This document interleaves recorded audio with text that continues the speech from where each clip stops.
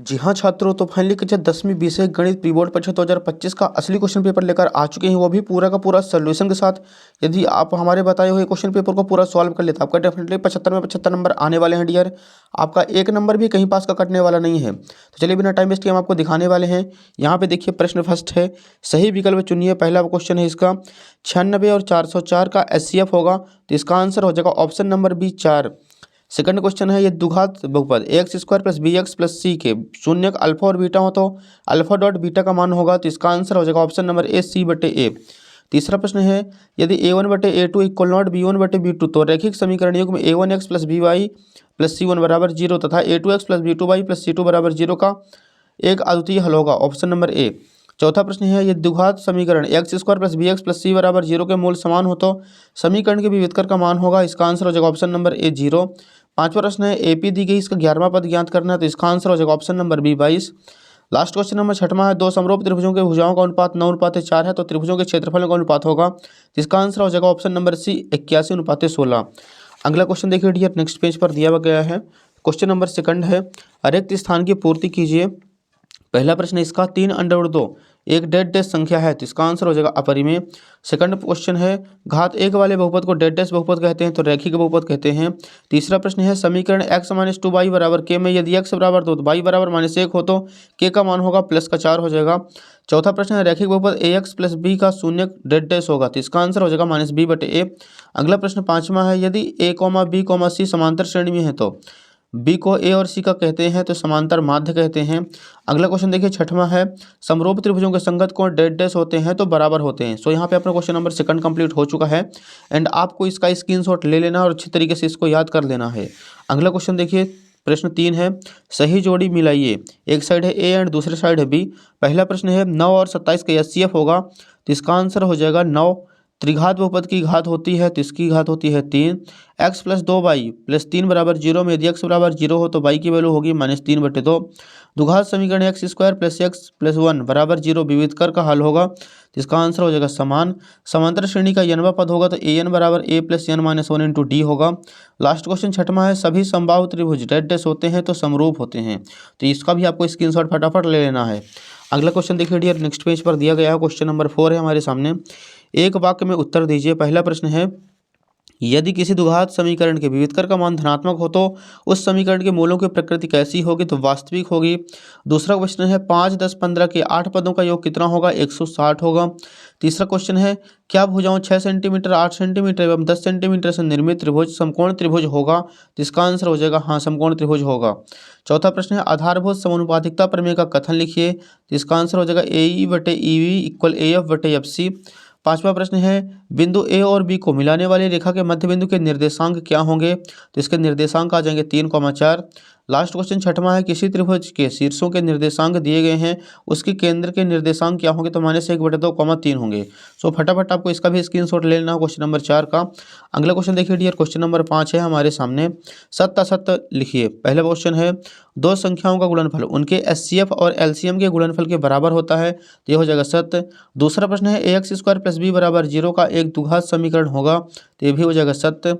तीसरा प्रश्न है, यदि दो त्रिभुज समकोणिक है तो वह त्रिभुज समरूप होते हैं, सत्य हो जाएगा।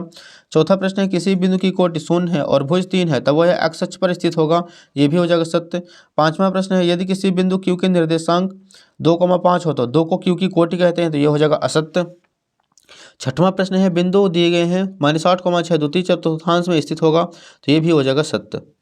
अगला क्वेश्चन देखिए 6 है हमारे सामने, अनुपात A1 बटे A2 B1 बटे B2 और C1 बटे C2 ज्ञात कीजिए, तो इसका आंसर हो जाएगा बच्चों, आपको यहाँ पे स्क्रीनशॉट ले लेना फटाफट, ये हो जाएगा उत्तर क्रमांक 6 का आंसर।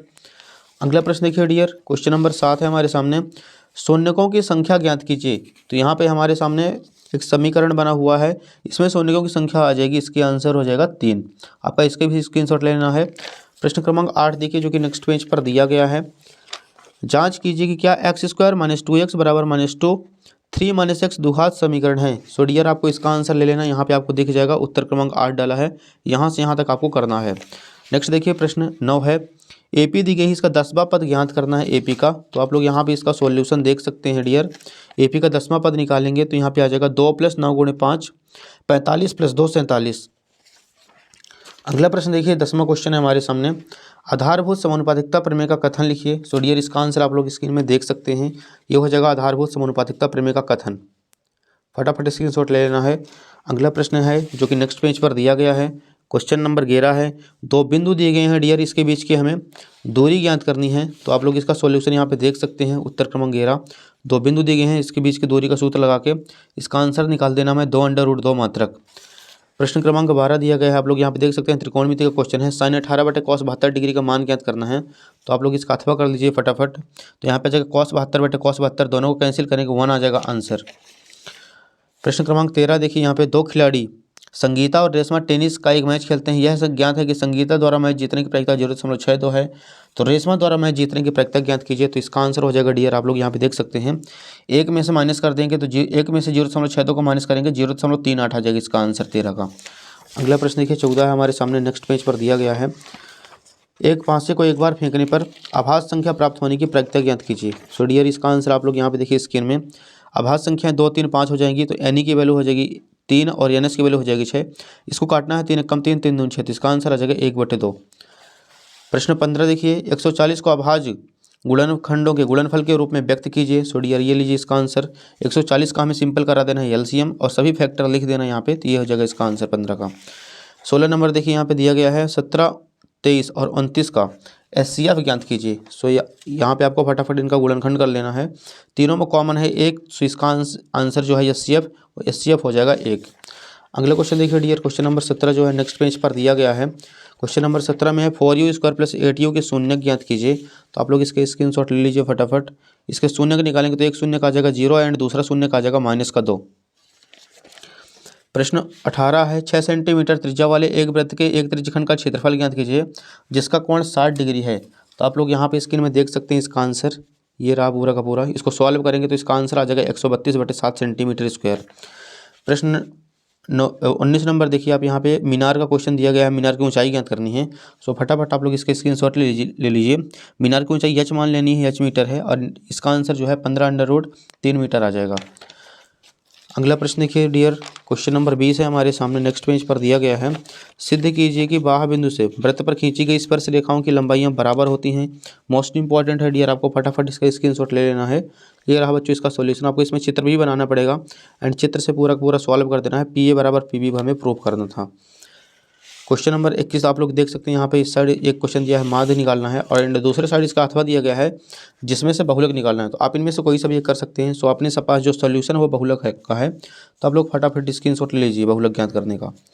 अगला प्रश्न देखिए 22 नंबर है, दो संख्याओं का अंतर 26 दिया गया है, एक संख्या दूसरी संख्या की 3 गुनी है, तो ये संख्याएँ ज्ञात करनी है हमें। तो आप लोग इसका सॉल्यूशन फटाफट देख सकते हैं बच्चों। यहाँ पे बच्चों इसका आंसर आपको यहाँ पे देखना है स्क्रीन में, आपको ये दिख जाएगा बच्चों। सबसे पहली संख्या मान लेनी है x, दूसरी संख्या y मान लेनी है एंड इसको सॉल्व करेंगे तो एक वैल्यू आ जाएगी 13 और दूसरी वैल्यू आ जाएगी 39। लास्ट क्वेश्चन देखिए जो कि नेक्स्ट पेज पर दिया गया है, क्वेश्चन नंबर 23 है। एक ठोस अर्धगोले पर एक शंकु के आकार का बना हुआ है। तो आप लोग इसका फटाफट सॉल्यूशन देख लीजिए डियर, ये रहा इसका आंसर। आपको चित्र बनाना है एंड इसका आयतन निकालना है, तो लास्ट में निकल के आ जाएगा 1 पाई सेंटीमीटर क्यूब।